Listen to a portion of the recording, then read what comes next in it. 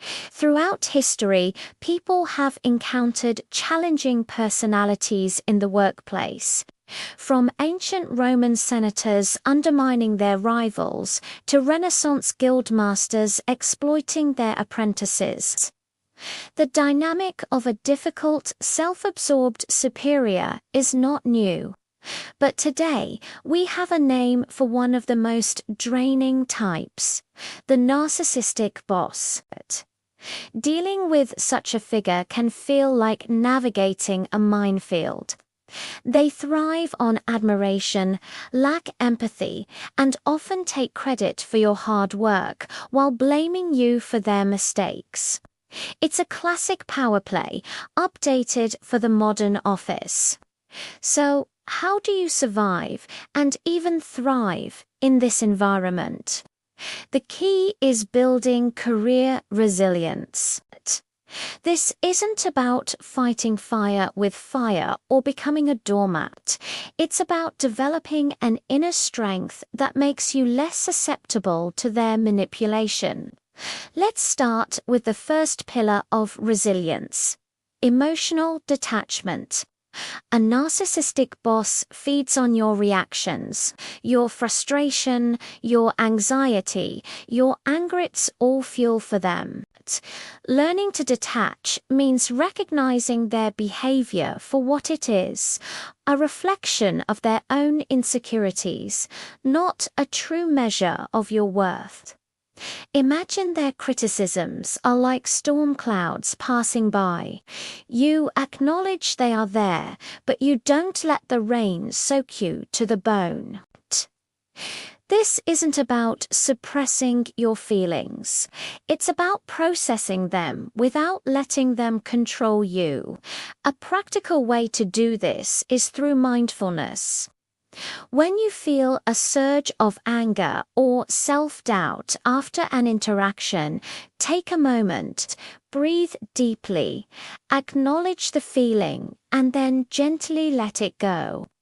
You are not your boss's opinion of you. The second pillar is meticulous documentation. This might sound cynical, but when dealing with a narcissistic personality, it's your best defense. Narcissists often rewrite history to suit their narrative. They might promise you a promotion in a private meeting and later deny the conversation ever happened. They might give you vague instructions, then blame you when the outcome isn't what they imagined. This is where your resilience comes from: being prepared.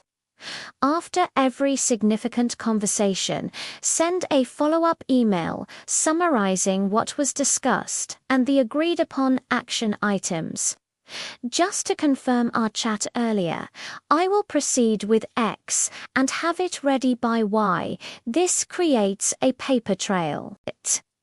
It's not about being confrontational.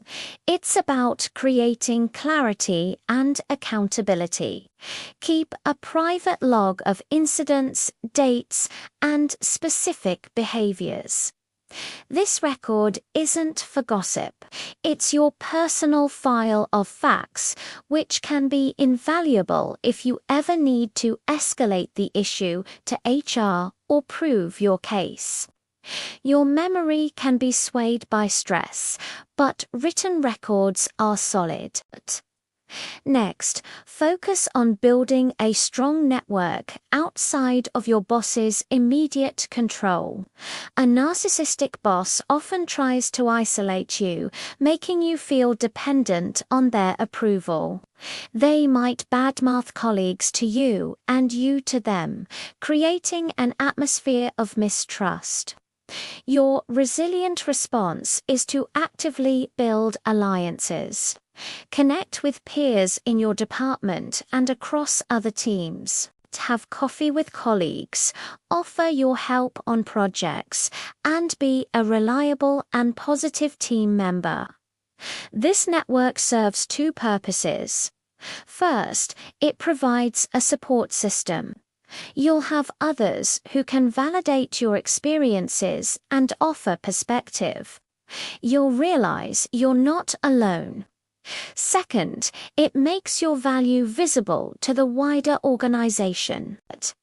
When other leaders and colleagues see your competence and collaborative spirit, your reputation is no longer solely defined by your narcissistic boss.